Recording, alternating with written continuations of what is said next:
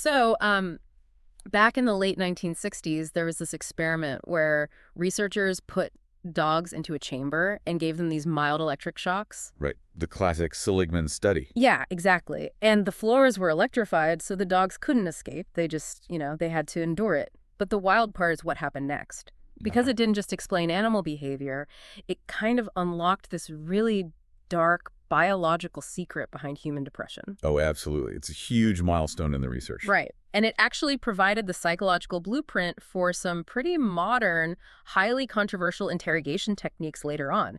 Because when they took those same dogs later and put them in a box where they could easily just jump over a little barrier to escape the shock. They didn't even try. Exactly. Most of them just lay down. They had learned to be completely helpless. It really is one of the most sobering discoveries in behavioral science. I mean, truly, because it reveals this terrifying truth about human neurology, which is that stress isn't just about what is physically happening to you. Right. It's fundamentally about what you believe you can control. And that biological mystery, like why one person fights back against a crisis while someone else's nervous system just totally shuts down, that's exactly what we're doing a deep dive into today. We're pulling all our material from section 14.4 of chapter 14 from Psychology 2E, and it focuses entirely on the regulation of stress. It's a fantastic section, honestly. So much to unpack. Yeah, and for today's discussion, I'm going to claim the role of the inquisitive student, right? I'm here to ask all the burning questions on behalf of you, the listener, and maybe push back on some of the concepts a little bit. I love it. And I will gladly take the lecture podium for this one. Because to really understand this material, we have to go deep into the mechanics of the human body. We're talking about, the exact chemical cascades in our brain and the evolutionary fail-safes that literally keep us alive. Okay, lecturer. So let's start with that behavioral fork in the road. When a stressor hits us, section 14.4 outlines two fundamental ways humans instinctively try to cope. And these were originally categorized by researchers named Lazarus and Folkman. Right. We either attack the problem or we try to manage our feelings about the problem. That's the core of it, yeah. The first one is called problem-focused coping. And this is the proactive approach. You're basically treating the stressor like a logistical puzzle. You identify the threat, you weigh the costs and benefits of different solutions, and then you try to actually alter the reality of the situation. So, like the classic example the textbook gives is a student, let's call him Bradford, who finds out he's failing his statistics midterm. If Bradford is using problem-focused coping, he's looking at his schedule, blocking out 2 hours a day to study, and maybe emailing his professor for a tutor. Exactly. He is actively altering his environment to neutralize the threat. But as we know, that is not always how our brains react. Definitely not. Right, so the alternative route is emotion-focused coping. And here, the goal isn't to change the stressor itself. It's just to reduce the negative emotional payload that comes with it.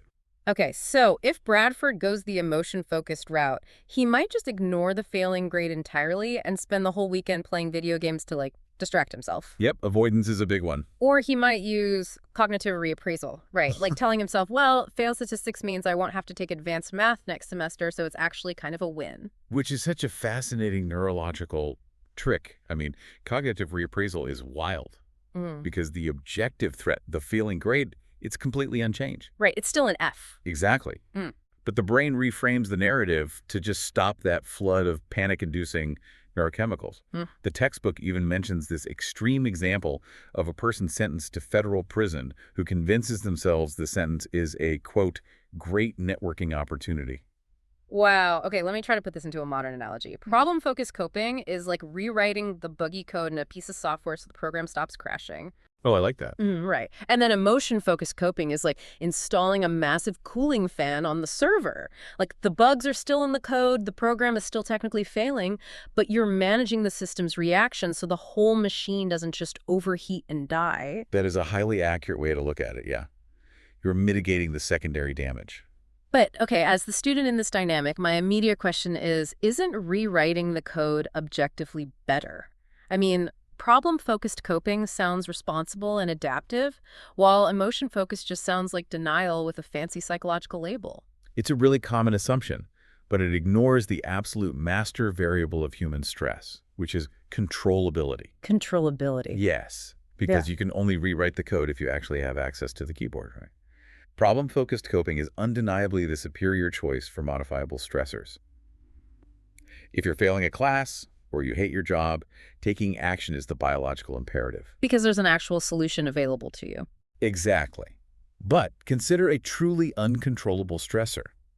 Like, think about the profound grief of losing a loved one. Oh, right. There is no logistical puzzle to solve there. There's no action you can take to reverse that reality. So in a scenario where you are genuinely powerless, trying to use problem-focused coping will only lead to severe frustration and burnout. So emotion-focused coping, like seeking comfort, finding meaning, using reappraisal, that becomes the healthiest, most biologically protective response available to you. That makes a lot of sense. You match the biological tool to the environmental reality. Exactly. And this concept of controllability brings us right back to those dogs in the experimental chamber. The intensity of our stress is dictated by how much control we think we have. Yes, and this was really championed by the psychologist Albert Bandura. He coined the term perceived control. Perceived control. Right. It's our belief in our personal capacity to shape outcomes. And the distinction between objective control and perceived control is massive. Your brain's predictive machinery is constantly scanning the environment. And if it calculates that you have influence over a threat, it downgrades the whole physiological alarm system. The textbook cites some pretty wild longitudinal data on this, actually. They tracked 34 older widows, and on the specific days when these women felt a higher sense of perceived control over just, like, their daily tasks, their physiological stress and anxiety dropped significantly. It's powerful stuff. And we see the inverse effect on a massive scale when we look at social hierarchies. There's this famous set of data known as the Whitehall studies. Oh, right, with the British civil servants. Yeah. Researchers found that employees in lower status jobs like clerical workers who had very little control over their daily workflow, they were considerably more likely to develop heart disease than the administrators who were actually dictating those workflows. So it's not just that being lower on the corporate ladder is, annoying. It's that the constant unpredictable demands without the autonomy to manage them literally destroys your cardiovascular system over time. Precisely. Affluent individuals generally experience better health outcomes, and research heavily suggests this is partly because wealth buys autonomy. It buys a buffer against unpredictability, which fosters this deep biological belief that you're in the driver's seat of your own life. Okay, so let's push into the darkest corner of this concept then. What happens when the environment aggressively proves to your brain that you're absolutely not in the driver's seat? Then we return to Martin Seligman's concept of learned helplessness. When a living creature learns that their actions have zero impact on the pain they're experiencing, the brain basically initiates a profound behavioral shutdown. They just surrender initiative. And human beings aren't immune to this at all. The textbook notes that following the 2001 World Trade Center attacks, U.S. military psychologists James E. Mitchell and Bruce Jessen actually utilized this exact theory to design prisoner interrogation programs. Yeah, it's a very dark chapter. It is. They subjected detainees to completely uncontrollable afflictions, theorizing that inducing learned helplessness would make them passive and compliant. It really is a stark historical application of the science. And the textbook points out there's little evidence the program achieved any worthwhile intelligence results, and it's widely regarded as unethical. It serves as a really necessary reminder that understanding the mechanics of the human mind comes with profound ethical responsibilities. Yeah, absolutely. But the clinical application of Seligman's work really revolutionized our understanding of human depression, right? Because thankfully, humans usually aren't dealing with literal electric shocks. So how does a standard stressful life event like getting fired or going through a bad breakup spiral into a state of total clinical helplessness? Well, Seligman and his colleagues realized it all comes down to attributions. Attribution. Right, it's the internal narrative we construct to explain why the bad event happened. The model highlights 3 specific types of attributions that pave the way for depression. They are internal, stable, and global. Okay, let's use the student Bradford again to map this out. He fails statistics. How does he build that mental trap for himself? Okay, so an internal attribution means he blames his inherent nature, not his effort. So he says, I failed because I'm stupid, rather than I failed because I didn't study enough. Got it. And a stable attribution? A stable attribution means he believes the cause is permanent and unchangeable. I will always be stupid. Oh, wow. Yeah. And then a global attribution means he generalizes this specific failure to every single domain of his life. I am stupid, therefore I will fail at my relationships, my career, literally everything. Internal, stable, global. It's like a neurological straitjacket. It really is. Because if your brain genuinely believes that narrative, Of course it stops trying. I mean, why burn metabolic energy trying to succeed if failure is your permanent, unchangeable identity? Exactly. It transitions from just a singular stressful event into full-blown hopelessness theory. So, if a lack of perceived control is toxic enough to just shut down our motivation like that, what is the biological failsafe? Like when we face stressors that are chronic and entirely outside our control and we can't just fix the code, what stops our nervous system from completely collapsing? The answer is quite literally other people. Social support. Oh, yeah. We are a profoundly social species, and the presence of a trusted community acts as a massive physiological buffer against uncontrollable stress. And the textbook notes we aren't even the only species that does this. Like when elephants sense that a member of their herd is stressed, they engage in physical contact. They touch trunks or they make these specific empathetic vocal sounds to calm the stressed individual down. It's a literal evolutionary mechanism. It is, and in humans, the statistical impact of that mechanism is just staggering. The text references this massive meta-analysis of 148 studies covering over 300,000 participants. 300,000. It's a huge sample size. And it concluded that individuals with strong social relationships have a 50% greater likelihood of survival compared to those who are isolated. A 50% survival boost. The researchers even noted that the health benefit of strong friendships is comparable to quitting smoking.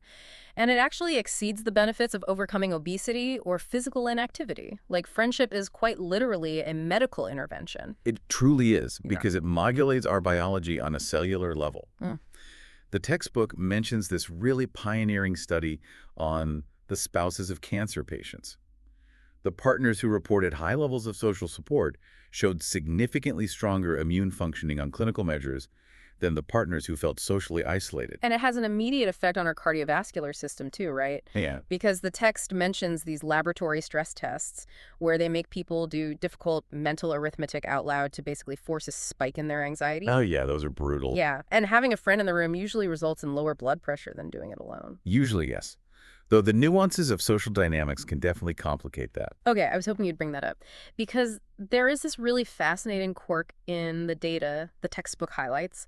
So they put 112 female participants through this stressful math test, and they found that having a friend present did lower their blood pressure, but only if the friend was male. Right. If they brought a female friend, they completely lost that biological buffering effect. Why in the world would the gender of the friend change the autonomic response? It's so interesting. It comes down to evolutionary social psychology and what we call evaluation anxiety. So in that highly specific, high-stakes evaluative context, the researchers theorized that the female participants might have felt this subtle layer of social pressure or evaluation from a female peer whose opinion they deeply value. Yeah, like they were worried about looking dumb in front of their girlfriends. Exactly. Whereas a male friend's presence didn't trigger that specific competitive or evaluative anxiety, so it allowed the pure comforting effect to take hold. It really just proves that social support only works if the brain interprets the connection as completely safe. Which perfectly transitions into what happens when society itself is the stressor. Because the textbook goes deep into discrimination, conceptualizing it as a chronic, unpredictable, and uncontrollable stressor. And we can track exactly how discrimination destroys physical health through what's called the General Adaptation Syndrome, or GAS. This is the three-stage process the body goes through under chronic stress. Right, the stages are alarm, resistance, and exhaustion. Let's break those down. So the alarm stage is the initial shock, right? Yes. When a discriminatory event occurs, the brain perceives a threat and hits the alarm. Adrenaline floods the system. Now, a single alarm reaction is natural. We all experience that. But discrimination is chronic and recurring. So individuals in marginalized groups are repeatedly subjected to these alarms. Exactly. Their bodies are forced into the second stage, which is resistance. Meaning they are biologically bracing for impact 2047. The baseline level of stress hormones just stays elevated. Precisely. And the human body is simply not designed to maintain that level of chemical readiness indefinitely. The constant flooding of cortisol leads directly to the third stage, exhaustion. The cellular machinery basically begins to break down. This physiological wear and tear explains exactly why histories of perceived discrimination are inextricably linked to higher rates of cardiovascular disease, depression, and even certain cancers. The textbook mentions that social support acts as a crucial buffer here, too. Like, a study of African-American mothers in Detroit showed that those experiencing high levels of discrimination had significantly less psychological distress if they had robust emotional support from family and friends. The buffer is vital, absolutely. But the textbook is incredibly careful to emphasize a larger reality here. You cannot out-meditate or out-friend systemic abuse. Right. Coping strategies reduce the damage, but they do not solve the root problem. The text explicitly states that vigilant anti-discrimination efforts and actual legal protections are ultimately required to eliminate the stressor at its source. So you have to actually rewrite the code of society rather than just asking marginalized groups to keep installing cooling fans on their servers. An excellent application of the metaphor, yes. But what about when we are caught in the middle? When the stressor is here, our social network maybe isn't quite enough, and our nervous system is just absolutely flooded with cortisol? Section 14.4 outlines some specific tactical physical interventions we can do. It essentially gives us biological cheat codes to manually override the brain's panic response. And the most heavily researched one is exercise. The physiological benefits of exercise on stress are profound. We mentioned cortisol earlier. Exercise actively reduces the responsiveness of the hypothalamic pituitary adrenal axis, usually just called the HPA axis. Okay, let's unpack the HPA axis for everyone listening. Think of it as your body's chemical alarm cascade. The hypothalamus detects a threat, it pings the pituitary gland, which then sends a signal down to your adrenal glands to flood your bloodstream with stress hormones. Exactly. And regular exercise actually trains that entire HPA axis to be less sensitive to mild stressors. You are essentially calibrating the alarm system so it doesn't go off every single time you get a frustrating email. Exercise also protects the hippocampus, that's the brain's memory center, from the detrimental shrinking effects of long-term cortisol exposure. And my absolute favorite detail, it protects your telomeres. Oh, yes. Telomeres are like the little plastic caps at the ends of your shoelaces, but for your DNA chromosomes. And chronic stress literally frees those caps, which accelerates cellular aging, but exercise prevents that shortening. It keeps your DNA structurally intact under pressure. It's incredible. And if exercise utilizes physical exertion to recalibrate the system, the second technique uses deliberate stillness. The textbook highlights the relaxation response technique, which was developed by cardiologist Herbert Benson in the 1970s. Right. It's basically a clinical distillation of transcendental meditation. It's just 4 simple steps. Step 1, sit upright in a comfortable chair with your feet flat on the ground. Step 2, close your eyes in a quiet environment. Step 3, repeat a simple phrase or mantra to yourself like, alert mind, calm body.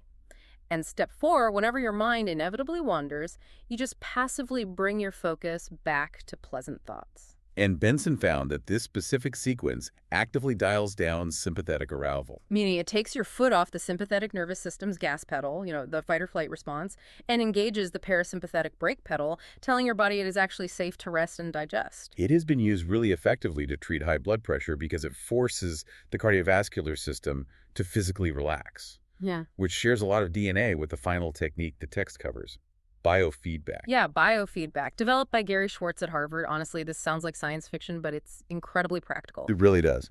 Biofeedback uses electronic equipment to measure your neuromuscular and autonomic activity. So things you normally can't even feel, like slight shifts in your skin temperature or microscopic facial muscle tension or even your brainwave activity. And the equipment takes those completely invisible physiological processes and translates them into a visual or auditory signal that you can observe in real time on a monitor. So like if your blood pressure spikes, you might hear a high-pitched tone. And the whole goal is to consciously figure out how to make that tone go lower. Yes. By closing the loop and making the invisible visible, your brain literally learns how to voluntarily manipulate its own involuntary systems. It proves neuroplasticity in real time. Biofeedback has been deployed successfully to help individuals eliminate tension headaches, control asthma attacks, and manage severe phobias. So taking a step back and looking at the entire syllabus today, whether you use biofeedback or repeat a mantra or just go for a run, these physical interventions do something pretty incredible. They artificially give us back the perceived control we talked about at the very beginning of the deep dive. They absolutely do. When the outside world feels chaotic and uncontrollable, we can use our own physiology to prove to our brain that we are not entirely helpless. We can still control the machine we live inside. That is the ultimate takeaway here. Managing the body's reaction helps manage the mind's perception. So, for you listening right now, stress management is not about magical thinking or just avoiding hard things. It's a highly strategic game. It's about evaluating the reality of the threat and choosing the right coping style, whether that's problem focused or emotion focused. It's about fiercely guarding your sense of perceived control. It's about leveraging your friendships for actual biological resilience and utilizing exercise and relaxation to physically drain the cortisol from your system. Lecturer, thank you for guiding us through the science today. It has been an absolute pleasure.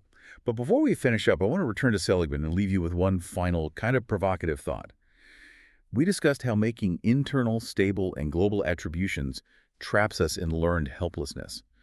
But Section 14.4 notes something really vital. Attributional styles are not permanent traits, they are habits. Right. And habits can be broken. If a feeling of total helplessness can be learned by the brain, it can also be unlearned, which means we can systematically train ourselves into learned optimism. So the question to ask yourself is this. The next time you face a failure, will you let your brain run its default pessimistic script? Or will you actively audit that narrative, rewrite the code, and choose the attributions that keep you moving forward?